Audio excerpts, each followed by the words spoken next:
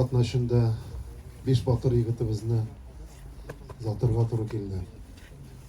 Гомумән районыбыз тарихында да мондый зур югалтулар, батыр, уңган, булган тырыш егетләребез белән саубуллашабыз. Аларны ахыргы юлга озатабыз.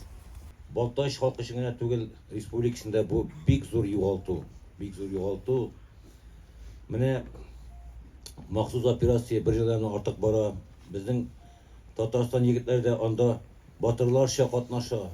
Батырларча. Менә шушы фашистик, националистик теге фашистлар күтәрелмәсен өчен алар безнең илне саклап, безне саклашында көрәшәләр. Вручается матери Раузе Мударисовне, главой района Нутфуллиным Рамиль Рашидовичем и депутатом Государственного совета Нугаевым Камиль Асхатовичем.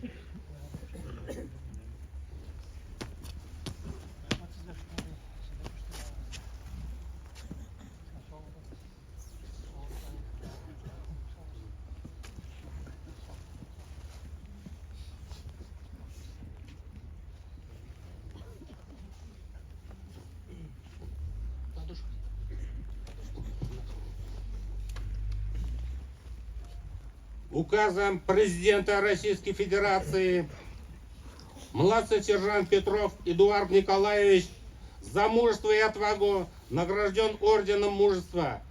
Орден на вечное хранение передается родителям, отцу Николаю Васильевичу и матери Савии Набиуловне.